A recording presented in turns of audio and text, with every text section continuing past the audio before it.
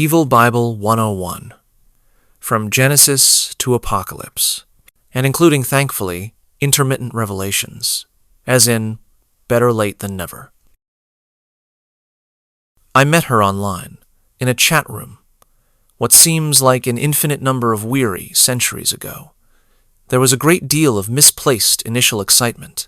She claimed to love philosophy and jazz, and still professed to be fascinated by the study of consciousness, even after 15 years as a neuroscientist. I knew full well that the study of consciousness was a sham, a young person's parlor game, a way to intellectually masturbate and pontificate in whatever manner one cared to, as the field consists of nothing other than quaint assertions, which by their very nature necessarily lack anything resembling evidence. And yet, the fact that she claimed to be fascinated by anything was a draw for me. It implied, wrongly in this case, as I was soon to discover, that she was a curious, passionate person. It was all a lie, all of it. Her love of philosophy consisted of her having read a single brief late Wittgenstein book in college, which she would later use in lazy sham arguments to dismiss the rest of philosophy as meaningless language games which had absolutely no interest for her, especially if I were presently reading philosophy, and wished to potentially discuss it with her. She had, and has, a profound lack of curiosity about basically everything. She was a good scientist, apparently, at least according to herself, who, upon arriving home, watched the most god-forsaken white trash nonsense on television, including singing contests in which talent and taste-free tone-deaf contestants competed with one another, dog shit, Hallmark romance movies, things of that sort, and much else which is too atrocious and contemptible to mention. And during these entertainments, during many of which her husband was still sufficiently stupid and or shell-shocked to sit beside her, it never once occurred to her to share the remote with him. This was when she was not busy reading the same sorts of trash romance novels, of which her long-dead mother was fond, that hag, whose cottage in Wisconsin was chock full of them, and whose intellectual level was therein reflected.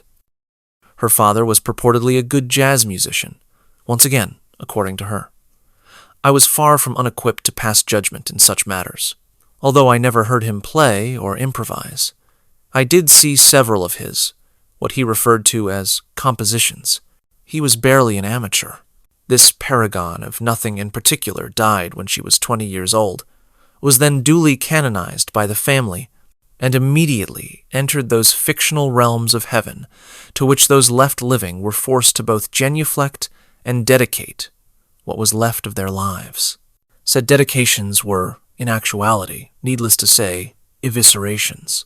Not long after, Cruella moved out east to study, because that's where all the pharmaceutical companies were, blithely leaving her cancer-ridden hag of a mother in the care of her sister back in Wisconsin, a sister about whom Cruella never had a kind word to say, and by whom she felt constantly angered and betrayed. The household mythology, as reported by the reliably unreliable Cruella, was that she had been the good girl during their childhoods. Why? Because that horrid older sister, Mitzi, had constantly acted out in the most unforgivable of ways. She dared to leave home at 16 to live with a bad boy in a bus, had even had a child with him. One would assume, or at least I would assume, that Mitzi left for reasons she found powerful and compelling, as in finding her family seriously disturbed, finding herself perpetually misunderstood, and finding she was neither valued nor respected by them. The reasons every kid runs away, and yet, years later, it was the self-described good sister, Cruella, who happily deserted the mother and escaped to the East Coast when the going got bad. In doing so, she, without a second thought, dumped the responsibility of taking care of the above-mentioned hag when she was terminally ill. Without as much as a shrug of the shoulders, she dumped the care of that god-forsaken mother into the lap of that monstrous sister, so monstrous that it was she, curiously enough, who took that mom into her home and cared for her during her last years in illness. When I first visited Cruella at her home on the banks of the Mississippi River, which routinely overflowed, ruining the carpets and much else besides, the entire place stunk of those filthy mold-ridden carpets and of unchanged kitty litter. It was stuffed to the gills with the remnants and memories of her posthumously sainted parents, and bending the knee to any and all of them was the most constant of rituals. The apartment was a museum, a mausoleum, a shrine to an unconscious fantasy about perfect, blameless parents, parents from whom she ran away to go to graduate school, and to whom she never returned. This delusional existence continued, unabated, with no offers of compromise, when I chose to ignore all my healthier instincts and moved in with her. Our entire house has always been that very same putrid landfill of garbage, the playground of a pathological hoarder, a hoarder who stuffs every shelf and adorns every wall with memories of her imaginary parents, a hoarder who still keeps her mother's ashes in a closet many, many decades later, and who quite deliberately took care to leave only the most infinitesimal amounts of spaces for me to put anything of my own, all in order that I might have no chance to pretend that this was, in any sense whatsoever, my home too. Who, in fact, never viewed me as anything other than a pawn in some unconscious mind game in which I was to represent the father whom she lost at 20, the fourth-rate, not really jazz musician, who had readily disowned the bad sister when she had had the gall to assert herself as a person, as something other than a doll. When I met Cruella, I was still an active jazz musician. Several years into the relationship, I found myself playing, studying, and composing classical music more and more. It's what I'd gone to school for, after all. And, let's face it is a far superior and infinitely richer music. Her response? Her utterly clueless response? "You got me using false advertising," said she. This was uttered in perfect seriousness, without a hint of self-awareness. It was never about me, only what I could manage to do for her, as a second-rate stand-in for her 15th-rate father. I had dared to cease to be a viable mannequin, at least in that regard, a mannequin upon whom she could project the memory of her long-gone, not really jazz musician father, the consecrated icon who had disinherited the daughter who had displeased him, just one of the many miracles for which he remained venerated by the faithful. To do so was a mortal sin, when one lived, or rather existed, in this airless mausoleum, so maniacally overseen by its self-appointed CEO and curator. Cruella was 40 when I met her, and had never had an actual boyfriend. She was no virgin, but, mysteriously, all her love affairs were always with unavailable men who lived hundreds of miles away, or were, as in the case of her first love, with whom she never lived either, a louse, another villain. The world is divided for her, along very predictable lines. There is Cruella, along with, eventually, her daughter Makeda, also known, almost certainly better known, as the Queen of Sheba, who is perfect as well, neither of whom has ever uttered an apology to anyone. And then there is the rest of the world, which is populated by, at best, dismissible, contemptible beings who disappoint them both, and that is in the best-case scenario, but populated more usually by outright villains, whose ranks I eventually joined, at the head of the line, unsurprisingly. I wore that badge of villainy more and more proudly, the more I wised up to the reality of those toxic witches' view of both themselves and of others. I was a mark right from the start, intended to play two roles, that of docile mannequin, who would roll over and willingly play his very small part in a poorly written and ill-conceived play, directed by ghosts, and as one who could be manipulated into providing a sufficient quantity of sperm, that is to say, one who could provide Cruella with a child. She worked herself into an absolute frenzy, chasing me down like prey, driving over 2 bridges when I wouldn't answer the phone or when I slammed the door in her face after her having done so, when I ran down the stairs of subways in order to escape her. Time after time in the heart of New York City, and on, the list of my vain attempts to escape her is a very long one. Every intense instinct I had to get the fuck away from her was correct, was healthy, was a desperate clutching at what I knew was my threatened autonomy. I sensed what she was all about. The toxicity, the underlying agendas, the emptiness and hypocrisy of her hallmark protestations. Ours is the love of the millennium, she would babble, this Machiavellian hellish harridan. Are you freaking kidding me? Who the fuck talks like that? I told her quite plainly that I was a trauma victim and would not be an easy boyfriend. But she persisted. Well, of course she persisted. That knowledge provided her with quite the toolkit with which she could then stalk, manipulate, and finally overwhelm me. She redoubled her efforts once she had heard that, unsurprisingly. For now it was she, and only she. There had never been, and would never be, anyone up to the job other than she. Only she who was able to, and going to save me, through her monumental cosmic love. Those were the words which came out of that calculated, venal, filthy, evil mouth. I had had 4 long-term actual relationships, the kind where you actually share your souls, your interests, and your bed with one another, prior to meeting Cruella. Cruella has never slept in the same bed with me, nor the bed of any of her prior so-called boyfriends. She knew and knows nothing of relationships in which the couple laughs and cries together, shares everything with one another, creates a life together. None of mine were perfect, by any means, but all of them were deep, true, nourishing, and long-lasting. And, by the way, fun. What a concept. Cruella has no clue what fun is, and possesses absolutely no sense of humor. I recall, with horror, the so-called lovemaking in which we engaged those first few years. Few years? I stand corrected. 1 or 2. I knew, from a modest but reasonable amount of experience, that fucking can and should be fun, at least sometimes, among other things. That it could and should be like children playing in a sandbox, a source of delight, a delight mixed up with ecstasy. With Cruella, it was eternally grim, full of her disingenuous, poorly acted displays of melancholy, vulnerability, and deadly seriousness, cribbed from 2-bit Hallmark romance movies and trash romance novels, about as believable as her. Ours is the love of the millennium horseshit, comical in retrospect, disgusting at the time. I have only myself to blame. I ran, but she ran faster and harder, with nets of thick nylon rope in which she could bind, blind, and tame me. When someone incessantly love bombs a person with early childhood trauma, they are likely to eventually succeed in wearing that person down.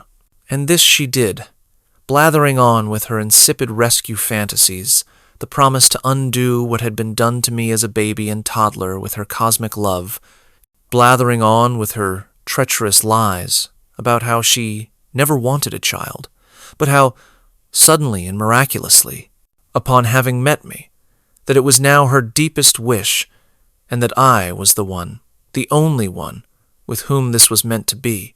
For all eternity, I never wanted a freaking child, and was dead set on never having one. I grew up deeply traumatized in a hellish nightmare of a home, and was passionately committed to remain childless. But on it went, those bullshit impoverished cribbed tunes with their cheesy Hallmark lyrics, the unremitting love bombing, the constant promises and reassurances that I secretly, in my heart of hearts, did want a child, that I just didn't realize it, but how obvious it was to her, who could see all. It was relentless. The moon-faced hypocritical soulful protestations, the laughably phony Spanish TV soap opera sex, the wistful sad sack yearnings, cosmic and deep, obviously yet incompetently lifted from the trash romance novels, so beloved by both mother and daughter. This all lasted not very long, only up until the point when it was obvious she wanted to get pregnant. That is to say, that she only wanted to get pregnant, that getting pregnant had been the entire agenda from the very beginning. No more twaddle about the love of the millennium. Nope. That ruse was no longer necessary. She was on a mission to become a single mother, and she had found her mark. Minor setbacks were meaningless. Revealing her fangs? That she would save for later. She took everything from me, my home, my flourishing piano teaching career, my independence, my health, myself. And I rolled over, I acquiesced, I let her take them. At whom am I most angry? With whom am I most disgusted? With myself, naturally, and rightly so. If one were to meet a Komodo dragon in the park, even one wearing a fairly believable costume, one ought run the fuck away, no? I did my best to do so, and failed. The latter half of my life was, as a result, gleefully stolen from me. Eventually, it became clear that we were not going to have a child naturally, so she organized the artificial insemination bullshit, hired the despicable fertility doctors, and located the clinic. By then, I had become a deer in the headlights, and had lost my sense of self. I was horrified when it all succeeded, and the greedy venal doctors shoved several embryos up her close to entirely barren twat. I was still living 2 bridges away. I remember, quite vividly, the day I was to drive to the fertility clinic. I hung up on her several times and finally said, "Okay, I'll come to the fucking clinic and jerk off in a cup. Are you happy now?" Not my finest moment, perhaps, but one not lacking the gift of a later-to-be-proved accurate premonition. Happy? She was absolutely overjoyed. My feelings were utterly irrelevant. There was only the matter of what needed to be done. I was filled with what I'd like to call ambivalence, but that would not be correct. I was filled with self-loathing and horror, in full or at least unconscious knowledge that this was the last thing on earth I wanted, that I had been manipulated and gaslighted into acquiescing, to making her a single mother, which had been her dream from the outset. And when it succeeded, I knew I'd have to give up my career. I loved being a teacher and sometimes performer. It made me happy and fulfilled me. I gave up my close to 50 piano students, often over a dozen well-paying gigs a month, my freedom, my life, my very self, to go live in her house of the dead, that stench-filled landfill doubling both as tomb and mausoleum. I caved. This nightmare is all on me. It is my fault, due to my cowardice, and my falling for the love-bombing and melodramatic paper-thin Machiavellian lie after lie after lie. What did Cruella want? A docile masturbator, whom she could browbeat into doing her bidding, whose only function was to enable her to become a single mother, who was needed now only to obediently jerk off into a filthy cup, after which he would become a disposable object of contempt. And this is what I became, once the man I was had been annihilated, an embalmed trophy sitting on an unattended shelf in an overstuffed shrine to the unworthy, nay, to the evil dead. Eventually, this obscene mausoleum obtained a new acquisition, a completely unplayable 110-year-old 9-foot Steinway, which her saintly parents had acquired for nothing at a school giveaway, a completely useless, unplayable piece of trash, irredeemable as an instrument, though of course that was far from its point. It was a sarcophagus, nothing more. A monument to the long dead, more precisely to this particular harpy's fantasy of the long dead. I met the mother at the end of her life. She was a nasty lady, a world-class bitch. "Does he know how impossible you are?" she said to her daughter, well within my earshot. Would that I had listened. Anti-Semitic, Wisconsin white trash. She, all of them, with no real interests, no curiosity, no depth, no sense of high art, literature, nothing. Empty, soulless, white trash bigots, human garbage. I had been pulled into a black widow's lair by a very, very savvy lady who had intuited my psychological weaknesses and was playing on them like a Stradivarius. So when she finally got pregnant, I moved in with her and promptly developed a malt lymphoma in my stomach, which seemed to have concerned Cruella about as much as every other health issue with which I have ever had to contend. That is to say, not at all. I had never tried to seriously off myself until I moved in with her. I had had sometimes serious mental health issues intermittently before. The most notable bout with them occurred at the end of my first year of graduate school. And yet, in my 30s, while living with a gal with whom I wish I had stayed, I had not a one. It was the happiest, most carefree and productive decade of my life. When the fertility rite succeeded, sadly, nay, tragically. The sex, unsurprisingly, stopped dead in its tracks. I endured marriage therapy for well over 2 years, with a despicable man-hating New Age simpleton who colluded with Cruella in every iteration of her constant, I am always right, and constantly disappointed and betrayed by everyone in my life, everyone around me who does not conform to my expectations and sense of entitlement. That whole crappy 2-bit Catskills comedy shtick of which she was so fond and at which she was so accomplished. Especially, guess who? Guess who the principal villain was? That can't be hard at this point, can it? 2 years into that farce, I finally said no more, but agreed to see someone else. I did indeed find another therapist, but he made the fatal mistake of taking us both equally seriously, of being equitable. The bastard, unforgivable. Cruella predictably bailed after 2 sessions. How dare that man not exclusively allow her nasty, hypercritical monologues? Those endless harangues about her never getting what she needed from me, a monologue she repeated quite exactly, at lesser volumes, about practically everyone else in her life, her sister, her colleagues, everyone who did not worship at the altars over which she presided as a legend in her own mind. These have continued, unabated, to the present day. This is a woman with 0 friends. She had 2 girlfriends at one time, with whom she no longer speaks, of whom she constantly complained, for they were, big surprise, constantly disappointing her as well. From whence this bitterness, this inability to engage emotionally, spiritually, and otherwise? This inability to love, genes, epigenetics? This parent, that parent?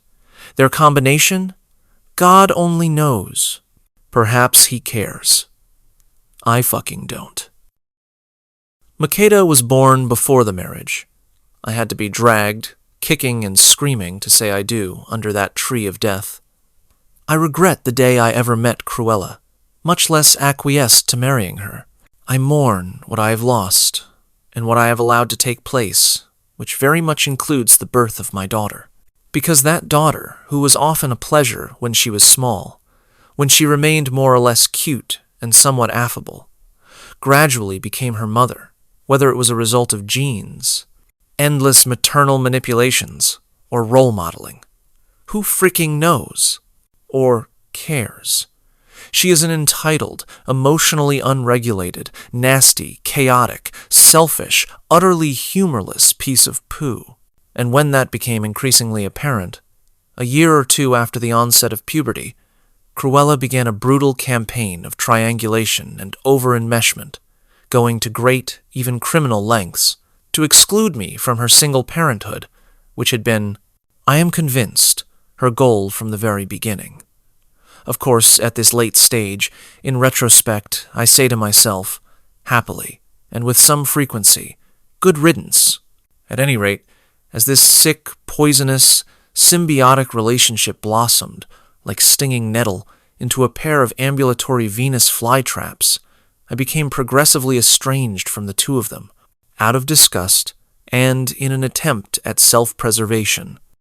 I could no longer bear Cruella's elaborately absurd Christmas and Thanksgiving rituals, which mirrored, quite exactly, those of her childhood, which included, among countless other equally infantile and regressed rituals, that of leaving reindeer food out for Rudolph on Christmas morning.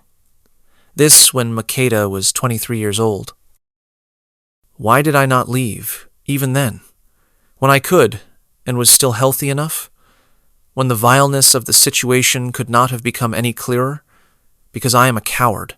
I lack resilience and a sense of agency, both of which were stolen from me at a very young age.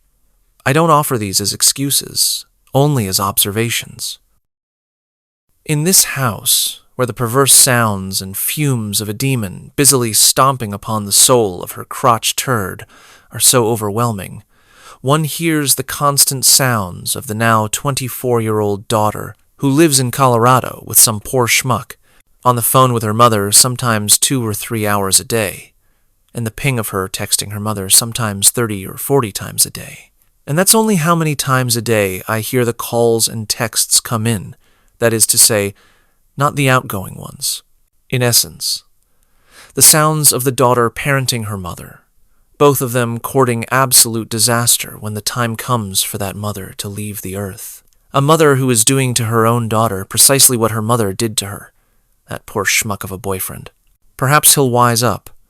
One hopes so, at least before they, God help us, make a baby, upon whom to foist this sick intergenerational nightmare. Who could, or, dear God, who would want to, write this play? Tennessee Williams? Perhaps. The Glass Menagerie contains hints of it.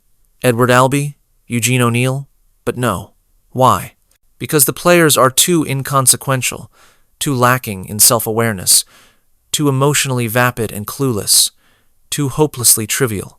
It doesn't, and could not possibly ever, rise to the level of real tragedy, because the cast never ever have moments of insight into their own behaviors. In Sophocles, the characters may start out ignorant of themselves, of what is to come, of their role in it, but the tragedy occurs when that revelation into themselves, and of what they have done, crashes down upon them, inadvertently or not. This cannot happen in the upside-down fantasy world of this pair of miscreants. They are both missing the human parts that would allow it to happen, for the eyes to look inwards and see. Would that I had only acted when my eyes opened, stayed open, and I could no longer look away. And now I give you Cruella. You are now expendable garbage as a result of your unwillingness to play ball. You could have salvaged a small place at the end of the table, which my daughter and I share, as a sort of quaint appendage, had you fulfilled your duty as a cardboard stand-in for the father I lost at 20 years old, as the obedient, quiet jazz musician who would play his pre-scripted part. But you wouldn't or couldn't. You went about your business, studying things you wished to study, create things you wished to create. You went on being a separate person, one not entirely subject to my whims. And this was and remains unacceptable. And so, needless to say, I claim this child, this doll, this puppet, this plaything as my own, to smother, suffocate, and condemn her to the life I have lived. Hopelessly alone, feeling constantly betrayed by everyone and everything other than my dead parents, who continue to smother and suffocate me posthumously, exactly as I will do to this already far from innocent child now, and, when the time comes, like them, from beyond the grave. I shall remain, and she will become lethally wounded, bitter and friendless, an appendage without a shred of curiosity, empathy, or humor, and utterly unable to love the life my mother had, the one which she ensured that I would have, and the one that I will make certain that she has as well. The end. Of those two, but not quite yet of me.